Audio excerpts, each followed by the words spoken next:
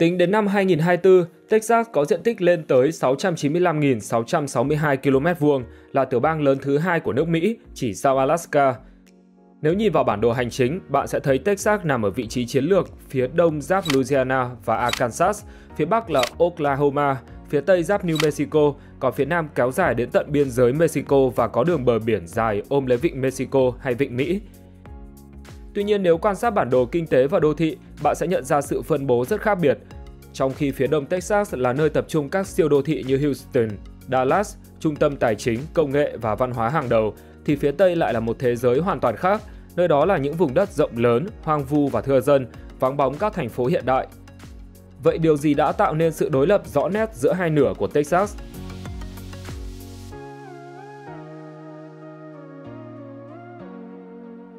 Sự khác nhau về địa lý. Dù không có một đường phân chia rõ rệt về mặt hành chính, nhưng nhà sử học và địa lý Walter Prescott Webb đã gợi ý lấy đường kinh tuyến thứ 98 làm ranh giới tự nhiên chia đôi Texas. Hai nửa này dường như thuộc về hai thế giới khác nhau khi xét về địa hình, thổ nhưỡng, khí hậu và hệ sinh thái. Sự khác biệt ấy không chỉ là kết quả từ hàng triệu năm chuyển động kiến tạo địa chất, mà còn bởi vị trí đặc thù mang tính chuyển tiếp giữa miền Nam nước Mỹ và vùng Tây Nam bán hoang mạc. Cụ thể thì ở phía đông, mà đặc biệt là khu vực giáp với các tiểu bang Louisiana, Arkansas và vịnh Mexico, nơi đây có địa hình tương đối bằng phẳng, với độ cao trung bình thấp và được bao phủ bởi hệ thống sông ngòi dày đặc, cùng những rừng cây rậm rạp. Khí hậu cũng mang đặc trưng của vùng cận nhiệt đới ẩm, với lượng mưa dồi dào quanh năm, qua đó tạo điều kiện lý tưởng cho thực vật phát triển. Trải qua hàng triệu năm kiến tạo và bồi đắp, những con sông như Sabine, Neches và Trinity đã mang theo lớp phù sa quý giá, để rồi tạo nên những cánh đồng màu mỡ cùng hệ sinh thái đa dạng. Nổi bật trong hệ sinh thái ấy là khu vực rừng thông rộng khoảng 141.000 km2. Đây là khu rừng lá kim kéo dài qua 4 tiểu bang phía nam là Texas, Arkansas, Louisiana và Oklahoma. Vùng đất này là thế giới của các loài thực vật phổ biến như cây bạch dương, cây bách hói và cây phong. Khu vực phía đông còn có hàng loạt hồ nước tự nhiên và nhân tạo lớn, điển hình như hồ Sam Rayburn. Đó là hồ chứa nước lớn nhất nằm hoàn toàn trong tiểu bang, với sức chứa là 4,93 km khối. Hay hồ Toledo Bend được biết đến là khu vực lớn nhất ở phía nam với thể tích là 5,52 km khối, nằm giữa tiểu bang Texas và Louisiana. Những hồ này không chỉ đóng vai trò quan trọng trong việc cung cấp nước sinh hoạt và tưới tiêu, mà còn góp phần điều hòa khí hậu địa phương và tạo điều kiện cho các dạng sinh thái thủy sinh phát triển. Tất cả những điều đó, từ địa hình thấp, hệ thống sông hồ chằng chịt đến rừng cây rậm rạp và đất đai phì nhiêu, đã cùng nhau kiến tạo nên một miền đông Texas giàu sức sống. Vùng đất này mang dáng dấp của một đồng bằng trù phú, nơi con người có thể gắn bó, canh tác và phát triển bền vững giữa lòng thiên nhiên rộng lớn. Ngược lại, càng tiến về phía Tây thì cảnh quan và khí hậu lại chuyển mình theo một hướng hoàn toàn trái ngược. Đây là vùng đất của cao nguyên khô cằn, núi non sừng sững và sa mạc trải dài đến tận chân trời. Khí hậu của Tây Texas mang đặc trưng của vùng bán khô hạn, với lượng mưa rất thấp chỉ từ 410 đến 810 mm mỗi năm. Biên độ nhiệt ngày đêm tại khu vực này cũng rất lớn, với mùa hè thường xuyên vượt quá 40 độ C vào ban ngày, nhưng có thể giảm mạnh xuống dưới 0 độ C vào ban đêm do không khí khô và độ ẩm thấp. Trong khi mùa đông thường lạnh hơn đồng bằng phía đông, với nhiều khu vực núi cao có tuyết rơi nhẹ và gió lạnh từ cao nguyên tràn về. Vùng này bao gồm nhiều khu vực địa chất cổ với những dạng địa hình đặc biệt như cao nguyên Llano Estacado rộng khoảng 83.000 km2, là một trong những cao nguyên lớn nhất trên lục địa Bắc Mỹ. Độ cao ở đây thường dao động từ 600 đến hơn 2.500 m so với mực nước biển, tạo nên một độ dốc địa lý đáng kể khi di chuyển từ đông sang tây. Trong đó có đỉnh Guadalupe là đỉnh cao nhất của tiểu bang với 2.667 m. Tại đây cũng có sa mạc Chihuahua rộng 501.896 km2, được biết tới là hoang mạc nóng lớn nhất khu vực Bắc Mỹ. Nhưng do có nhiều ngọn núi cao nên vẫn còn tồn tại những khu vực có khí hậu tương đối mát mẻ, với cảnh quan rất đặc sắc. Theo Quỹ Quốc tế Bảo vệ Thiên nhiên thì Chihuahua có thể là sa mạc sở hữu sự đa dạng sinh học cao nhất thế giới. Di chuyển đến công viên quốc gia Big Bend giáp biên giới với Mexico. Đây là nơi hội tụ những đặc điểm địa hình cực đoan nhất của tiểu bang, với núi đá, thung lũng sâu và vùng đất khô cằn trải rộng hàng trăm km mà gần như không có bóng cây. Thổ nhưỡng ở phía tây Texas thường là đất cát, đất đá vôi hoặc đất mặn ít màu mỡ và nghèo dưỡng chất. Dù vậy thì nơi này vẫn có những con sông lớn, chẳng hạn như sông Rio Grande có chiều dài khoảng 3.051 km. Nó chảy từ tiểu bang Colorado rồi đổ ra vịnh Mexico, tạo thành biên giới tự nhiên giữa hai quốc gia láng giềng. Nhìn chung, sự hiện diện của những cao nguyên rộng lớn, xen kẽ các dãy núi và thung lũng đá khô cằn đã khoác lên miền Tây Texas một vẻ đẹp hoang sơ và đầy thách thức. Khung cảnh ấy đối lập hoàn toàn với những tán rừng rậm rạp, hệ sinh thái phong phú và dòng nước uốn lượn của miền Đông, nơi thiên nhiên có vẻ thân thiện hơn với con người.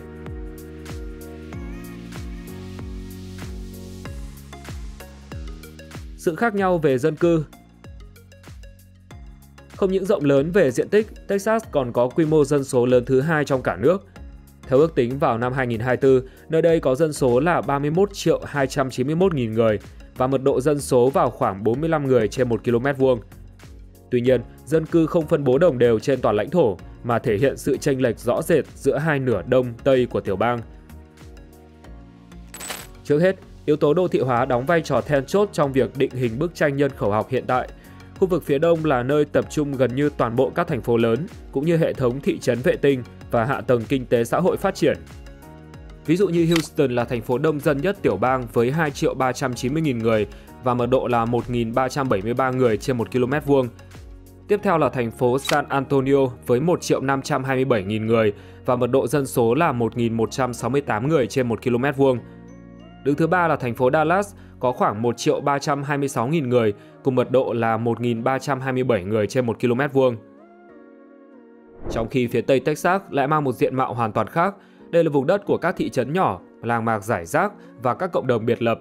Khu vực này gần như không có trung tâm dân cư lớn đáng kể nào, ngoại trừ một vài thành phố nổi bật như El Paso với khoảng 681.723 người và mật độ là 1.015 người trên 1 km vuông. Đây cũng là thành phố đông dân nhất ở nửa phía tây của Texas. Tiếp theo là thành phố Lubbock với dân số khoảng 272.086 người và mật độ là 773 người trên 1 km vuông. Thậm chí một số thành phố khác như Los Angeles chỉ có 20 người, hay Spofford chỉ có 44 người và Mobile có khoảng 84 người. Sự tách biệt địa lý kết hợp với điều kiện tự nhiên khắc nghiệt đã khiến cư dân nơi đây phải sống trong môi trường gần như bị cô lập, thiếu kết nối hạ tầng và dịch vụ xã hội hạn chế. Trong nhiều thập kỷ trở lại đây, vấn đề chênh lệch giữa hai miền càng trở nên rõ ràng khi nửa phía đông Texas đã chứng kiến sự bùng nổ dân số. Theo ước tính của Cục Thống kê Dân số Mỹ, có 6 trong số 10 quận đạt tốc độ phát triển nhanh nhất cả nước đều nằm ở khu vực này. Đầu tiên là quận Kaufman có mức tăng 7,6%, kế đến là quận Broward tăng 6,5% và quận Liberty tăng 5,7%. Ngoài ra các quận Chambers, Comal hay Ellis cũng đều nằm trong bảng xếp hạng. Các viên chức điều tra cho biết sự gia tăng dân số chủ yếu là do người dân từ các tiểu bang khác hoặc các quốc gia khác di cư đến Texas để tìm kiếm cơ hội sống tốt hơn. Cũng chính vì vậy, cơ cấu dân số ở tiểu bang này có phần trẻ hơn, chủ yếu là người lao động, sinh viên và tầng lớp lao động mới. Dân cư nơi này cũng thường xuyên di chuyển linh hoạt với xu hướng chuyển nhà, chuyển vùng hoặc tái định cư khá phổ biến trong nội thành và giữa các thành phố. Đây là đặc điểm dễ nhận thấy trong các khu vực đô thị, nơi người dân có sự thay đổi nhanh chóng do công việc, học tập hoặc điều kiện sống. Còn phía Tây Texas lại có tính ổn định dân cư cao hơn trong các cộng đồng còn tồn tại. Những người chọn sống ở đây thường là người bản địa lâu năm, sống gắn bó với đất đai và ít có xu hướng di chuyển nếu không thực sự cần thiết. Tuy nhiên, sự ổn định này không đồng nghĩa với sự phát triển, bởi nó thường đi kèm với hiện tượng trì trệ và thiếu thay đổi. Mặt khác, khu vực này cũng đang bị già hóa và rộng hóa.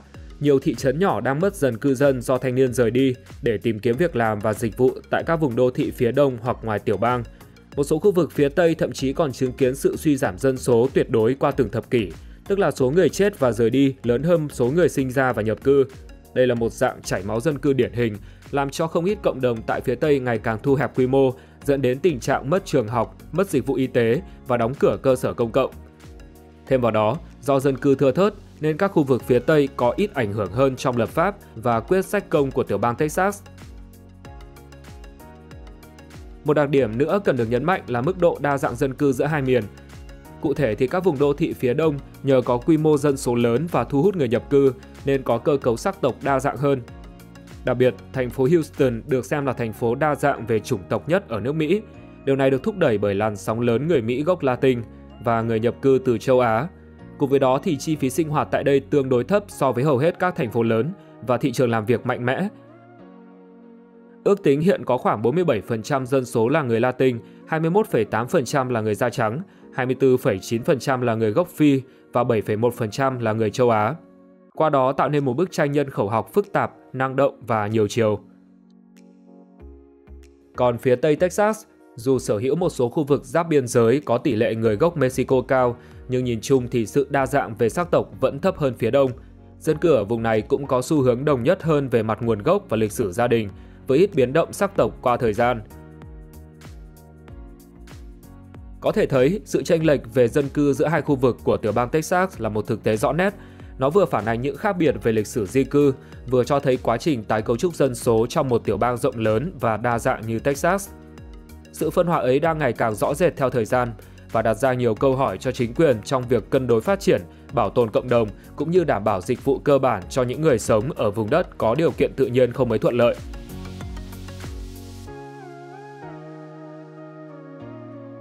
Trọng tâm phát triển nghiêng về một phía. Bên cạnh việc sở hữu diện tích lớn thứ hai ở Mỹ, Texas còn đứng thứ hai về kinh tế. Ước tính vào năm 2024, GDP ở đây là 2.709 tỷ đô và bình quân đầu người là 86.574 đô la Mỹ. Như vậy, nếu là một quốc gia độc lập, thì Texas sẽ đứng trong top 10 nền kinh tế lớn nhất thế giới. Tuy nhiên, sự hùng mạnh về tổng thể không đồng nghĩa với sự phân bố đồng đều về các trung tâm kinh tế và mô hình phát triển. Hiện nay, khu vực phía đông đang đóng vai trò là trái tim kinh tế của Texas. Việc phát hiện ra dầu mỏ gần Belmont vào năm 1901 đã tạo ra một sự bùng nổ lớn, châm ngòi cho một làn sóng di cư và công nghiệp hóa mạnh mẽ. Từ đây, các thành phố như Houston, Dallas và Austin đã phát triển nhanh chóng vì chúng nằm gần những nơi có trữ lượng dầu mỏ lớn và các cảng dọc theo vịnh Mexico. Cho đến hiện tại, các đô thị lớn như Houston, Dallas, Fort Worth, Austin và San Antonio đã hình thành nên những cụm siêu đô thị với hệ sinh thái kinh tế đa dạng và năng động. Sự phát triển ở khu vực này chủ yếu dựa vào 3 trụ cột là dịch vụ cao cấp, công nghệ cao và công nghiệp sản xuất tiên tiến. Cụ thể thì thành phố Houston giữ vai trò là trung tâm của ngành năng lượng ở Texas. Đây cũng là thủ phủ y tế và công nghệ sinh học. Với trung tâm y tế Texas là nơi tập trung nhiều viện nghiên cứu và chăm sóc sức khỏe nhất thế giới. Thành phố này còn là trung tâm thương mại quốc tế với cảng biển sầm uất và ngành logistics phát triển. Trong đó, cảng Houston đứng đầu cả nước về trọng tải đường thủy quốc tế và đứng thứ hai về tổng trọng tải hàng hóa được xử lý. Trong khi Austin, thủ phủ của tiểu bang, lại đi theo hướng khác khi trở thành trung tâm của các ngành công nghệ cao, khởi nghiệp và đổi mới sáng tạo. Đây hiện là nơi đặt trụ sở hoặc chi nhánh lớn của hàng loạt công ty công nghệ như Apple, Tesla, Oracle, IBM, Dell và nhiều startup đang trong giai đoạn tăng trưởng. Do đó, nơi đây còn được mệnh danh là thung lũng Silicon thứ hai của nước Mỹ. Còn Dallas, Fort Worth lại là một trung tâm tài chính, vận tải, bảo hiểm và bất động sản. Vùng đất này nổi bật với sân bay quốc tế Dallas, Fort Worth, được biết đến là sân bay bận rộn thứ 3 trên thế giới về lưu lượng máy bay và là sân bay bận rộn thứ 2 trên thế giới về lưu lượng hành khách. Cùng với đó là sự hiện diện của hàng chục tập đoàn Fortune 500 trong nhiều lĩnh vực, từ tài chính, bảo hiểm đến quốc phòng. Nhìn chung thì sự đa ngành kết hợp với tính hiện đại và khả năng thu hút vốn đầu tư đã giúp miền Đông Texas liên tục tăng trưởng và đóng góp phần lớn GDP của toàn tiểu bang. Nếu như phía Đông thể hiện bộ mặt của một nền kinh tế hậu công nghiệp, thì phía Tây lại mang dáng dấp của một Texas cổ điển. Nền kinh tế nơi đây vẫn chủ yếu phụ thuộc vào khai khoáng, chăn nuôi và nông nghiệp quy mô lớn. Một trong những ngành kinh tế lớn nhất và nổi bật nhất của Tây Texas là khai thác dầu mỏ và khí đốt tự nhiên. Với sự xuất hiện của hàng nghìn giếng khoan, đường ống và trạm xử lý, tất cả tạo thành một hệ thống công nghiệp dầu khí rộng lớn. Đáng chú ý, tại đây có lưu vực Permian rộng hơn 220.000 km2, trải dài qua phần lớn Tây Texas và một phần tiểu bang New Mexico. Tính đến năm 2018, lưu vực này đã sản xuất hơn 33 tỷ thùng dầu và hơn 3.341 tỷ mét khối khí đốt tự nhiên. Trong đó, các thành phố như Midland, Odessa và San Angelo là trụ sở của hoạt động sản xuất dầu trong lưu vực. Tuy nhiên, sự phụ thuộc vào dầu khí cũng khiến nền kinh tế phía Tây Texas nhạy cảm với biến động giá năng lượng toàn cầu. Mỗi lần giá dầu sụt giảm, toàn bộ khu vực có thể rơi vào khủng hoảng kinh tế cục bộ, dẫn đến thất nghiệp hàng loạt và suy thoái tạm thời. Điều này thể hiện sự thiếu ổn định và phụ thuộc vào đơn ngành so với mô hình đa ngành của phía Đông. Ngoài năng lượng hóa thạch, phía Tây Texas cũng đang nổi lên như một trung tâm năng lượng tái tạo, nhất là điện gió và điện mặt trời. Các cao nguyên rộng lớn, ít dân và có lượng gió, nắng dồi dào là điều kiện lý tưởng cho các dự án năng lượng sạch. Tuy vậy, quy mô đóng góp kinh tế từ các nguồn năng lượng tái tạo vẫn còn khiêm tốn và chủ yếu mang tính bổ trợ cho ngành công nghiệp chính là dầu khí. Bên cạnh đó, khu vực này còn phát triển mạnh các ngành nông nghiệp quy mô công nghiệp như chăn nuôi gia súc, trồng bông, ngô, cao lương và nuôi dê cừu. Đây là vùng đất của các nông trại rộng hàng nghìn hecta với việc áp dụng cơ giới hóa cao. Tuy nhiên, ngành này lại gặp thách thức lớn từ biến đổi khí hậu, khan hiếm nước và chi phí vận hành ngày càng tăng. Ngoài ra, tiểu bang Texas còn tự hào có cơ sở hạ tầng mạnh mẽ, bao gồm một mạng lưới đường bộ và đường cao tốc rộng lớn, và số lượng lớn các sân bay và cơ sở hạ tầng hàng hải phát triển tốt. Như theo các thống kê gần đây, có tới 47% đường xá ở trong tình trạng kém hoặc trung bình. Hệ thống giao thông kết nối từ Đông sang Tây chủ yếu là đường liên tiểu bang số 10 và đường liên tiểu bang số 20. Tuy nhiên, mạng lưới hạ tầng kết nối giữa các thành phố trong khu vực phía Tây vẫn còn yếu và ít tuyến đường liên kết vùng. Do đó, nơi này kém hấp dẫn hơn nhiều đối với các doanh nghiệp và ngành công nghiệp lớn. Hơn nữa, khu vực phía Tây còn phải đối mặt với nhiều thách thức đáng kể khác, đặc biệt là trong các lĩnh vực tài nguyên nước và chăm sóc sức khỏe, bởi nơi này phụ thuộc rất nhiều vào nguồn nước ngầm, mà quan trọng nhất là tầng chứa nước ngầm Ogallala. Nhưng giờ đây chúng đang phải đối mặt với tình trạng cạn kiệt, trong khi các đường ống cũ kỹ đã góp phần gây ra tình trạng thất thoát nước đáng kể do rò rỉ hoặc bị vỡ. Cùng với đó thì việc thiếu kinh phí để bảo trì và nâng cấp cũng làm trầm trọng thêm vấn đề. Văn hóa xã hội khác biệt. Với lịch sử phức tạp, di sản đa tộc cùng quá trình phát triển không đồng đều, tiểu bang Texas đã hình thành nên những vùng văn hóa, xã hội rất khác biệt nhau. Người dân ở phía Đông có xu hướng định nghĩa Texas là một nơi có sự năng động, tiến bộ, đổi mới và hòa nhập toàn cầu. Với họ, bản sắc Texas không chỉ là biểu tượng của quá khứ mà còn là khả năng thích nghi và phát triển trong thế giới hiện đại. Họ cởi mở với những xu hướng mới, từ ẩm thực, thời trang đến công nghệ và tư tưởng. Cuộc sống tại các thành phố phía Đông thường nhanh, áp lực cao nhưng cũng đầy cơ hội và lựa chọn. Văn hóa phía Đông có xu hướng tiếp nhận các giá trị tiến bộ, đặc biệt là trong các vấn đề về bình đẳng giới, đa dạng tính dục, giáo dục khai phóng và môi trường. Ví dụ như Austin, trung tâm chính trị và giáo dục của tiểu bang, thường được xem là một ốc đảo cấp tiến trong lòng Texas, nơi các phong trào xã hội như LGBTQ+, quyền phụ nữ và chống biến đổi khí hậu phát triển mạnh mẽ. Đặc biệt là giới trẻ tại các khu đô thị thường có khuynh hướng thiên về cấp tiến, đề cao tự do cá nhân và quyền lợi thiểu số. Một phong trào nổi bật ở đây là chủ nghĩa hipster, nó gắn liền với những người trẻ tuổi da trắng thuộc tầng lớp trung lưu và thượng lưu, được cho là làm cho các khu vực đô thị trở nên sang trọng. Dù vậy thì đôi khi nó lại được sử dụng như một từ miệt thị đối với những người giả tạo hoặc quá quan tâm đến việc chạy theo xu hướng. Với mật độ dân cư cao và tính đô thị hóa mạnh, đời sống tinh thần thường gắn liền với hoạt động nghệ thuật, văn hóa đại chúng và các sự kiện cộng đồng lớn.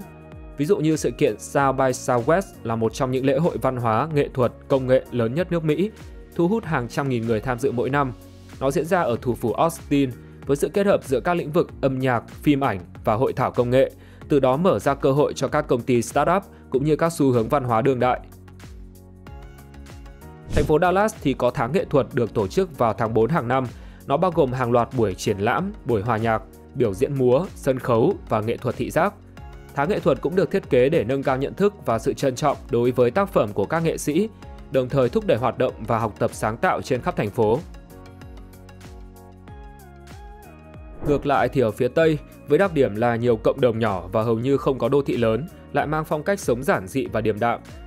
Người dân thường tự hào về hình ảnh Texas truyền thống là cao bồi, tự do, độc lập và cứng rắn. Họ xem mình là những người gìn giữ bản sắc nguyên thủy của tiểu bang, nơi từng là nước cộng hòa riêng biệt. Phong cách đồng quê không chỉ thể hiện qua âm nhạc, quần áo hay ẩm thực, mà còn ăn sâu vào cách người dân cư xử với nhau. Đó là sự thân thiện nhưng bảo thủ và dè chừng với cái mới. Nơi đây cũng là thành trì của các giá trị truyền thống như gia đình hạt nhân, vai trò nam giới, niềm tin tôn giáo và lối sống nông thôn. Nhiều cộng đồng tại đây vẫn duy trì quan điểm nghiêm khắc về giáo dục, quan hệ giới, vai trò của người phụ nữ trong gia đình và thường có thái độ hoài nghi với các phong trào xã hội mang tính toàn cầu. Tôn giáo cũng đóng vai trò quan trọng trong sinh hoạt cộng đồng, nhất là các giáo hội tin lành truyền thống. Vì vậy, đời sống tinh thần của họ thường gắn bó với nhà thờ và các sự kiện truyền thống như hội chợ nông nghiệp, đua ngựa, đấu bò hoặc lễ hội mùa vụ. Tính cộng đồng ở đây rất mạnh nhưng thường khép kín và xoay quanh các quan hệ gia đình, hàng xóm lâu đời. Thay vì nghệ thuật đương đại hay các phong trào xã hội, người dân phía Tây gắn bó với các giá trị như ngày Chủ nhật ở nhà thờ, thịt nướng ngoài sân sau và truyền thống gia đình qua nhiều thế hệ. Một số sự kiện mang đậm nét địa phương có thể kể đến như cuộc thi rodeo diễn ra ở thị trấn Paycot. Đây là một môn thể thao cưỡi ngựa bắt nguồn từ hoạt động chăn nuôi gia súc ở Tây Ban Nha và Mexico. Nó được tổ chức lần đầu tiên vào năm 1883 và được xem là cuộc thi rodeo đầu tiên trong lịch sử thế giới. Ngoài ra còn có hội thảo và lễ kỷ niệm cao bồi toàn quốc diễn ra hàng năm tại thành phố Lubbock. Sự kiện này quy tụ nhiều nhà thơ cao bồi, nhạc sĩ đồng quê, các hoạt động nấu ăn trên một loại xe ngựa kéo di động và các cuộc diễu hành theo chủ đề về ngựa. Đây là minh chứng sống động cho nỗ lực bảo tồn bản sắc miền biên giới, niềm tự hào cao bồi và lịch sử bản địa của Tây Texas. Mặc dù là thành phố lớn nhất phía Tây, nhưng El Paso vẫn giữ vững bản sắc vùng biên giới với văn hóa Mexico, trong đó có lễ hội đường phố El Paso. Lễ hội này thu hút hàng nghìn người tham dự mỗi năm và trở thành điểm gặp gỡ cộng đồng đa thế hệ và đa sắc tộc tại địa phương. Nó tập trung vào âm nhạc Latin, ẩm thực Mexico cùng các hoạt động văn hóa cộng đồng. Qua các lễ hội điển hình, ta thấy rằng phía đông Texas là nơi văn hóa mang tính đa dạng, hội nhập và sáng tạo, với các hoạt động quy mô lớn mang tầm quốc tế. Còn phía Tây Texas vẫn kiên trì gìn giữ các giá trị truyền thống cao bồi, nông nghiệp, niềm tin tôn giáo và sự gắn bó địa phương. Tiếp theo thì ẩm thực cũng là biểu tượng sống động của sự khác biệt văn hóa. Với phía đông, do ảnh hưởng của các cộng đồng nhập cư và văn hóa đô thị, nên thực đơn tại các thành phố thường rất phong phú, từ ẩm thực Mexico, Việt Nam, Trung Quốc, Ethiopia đến các món ăn chay, ăn kiêng và thực phẩm hữu cơ. Còn ở phía Tây Texas, người dân vẫn trung thành với các món đậm chất miền Tây hoang dã như thịt nướng, bít tết, bánh ngô, đậu cay và các món ăn truyền thống vùng biên giới. Ẩm thực tại đây thường đơn giản, đậm đà và nặng về thịt, phản ánh sự thực tế và tính truyền thống trong đời sống nông thôn. Như vậy, việc gần như bỏ trống nửa phía Tây của Texas không hẳn là kết quả của sự lãng quên hay thờ ơ, mà là hệ quả tất yếu của sự tương phản khắc nghiệt về địa lý, khí hậu, điều kiện tự nhiên cũng như sự phân bố dân cư và nguồn lực kinh tế. Nếu như miền đông của tiểu bang được thiên nhiên ưu đãi với địa hình bằng phẳng, khí hậu ẩm ướt, đất đai màu mỡ và mạng lưới sông hồ dày đặc, qua đó tạo điều kiện lý tưởng cho nông nghiệp, định cư và phát triển đô thị, thì miền Tây lại phải chống chọi với khí hậu khô hạn, đất đai cằn cỗi, thiếu nước và khoảng cách xa xôi giữa các cộng đồng dân cư. Hệ quả là dòng người đổ dồn về phía đông, kéo theo dòng vốn, hạ tầng, dịch vụ và cả sự quan tâm chính trị. Còn phía Tây Texas, dù sở hữu tài nguyên dầu mỏ và khoáng sản, vẫn chỉ như một vùng biên giới khắc nghiệt, nơi con người sống thưa thớt giữa những khoảng trống địa lý rộng lớn. Nhưng điều đó không đồng nghĩa rằng vùng đất phía Tây sẽ nằm mãi ngoài bản đồ phát triển. Nhiều chuyên gia cho biết, những tiến bộ trong công nghệ nước, năng lượng tái tạo, viễn thông và nông nghiệp thông minh đang mở ra các cánh cửa mới cho khu vực này. Với ánh nắng dồi dào, gió mạnh và mặt bằng rộng, Tây Texas có tiềm năng trở thành trung tâm năng lượng sạch hàng đầu nước Mỹ. Nhiều dự án điện gió, điện mặt trời và lưu trữ năng lượng quy mô lớn đang được đẩy mạnh ở các cao nguyên và sa mạc, nơi trước đây từng bị coi là vùng đất chết. Hơn nữa, sự phát triển của công nghệ số, làm việc từ xa và mô hình đô thị phi tập trung cũng đang làm mờ dần khoảng cách giữa các khu vực. Và trên đây là những lý do khiến tiểu bang Texas bị bỏ hoang hầu hết nửa phía Tây.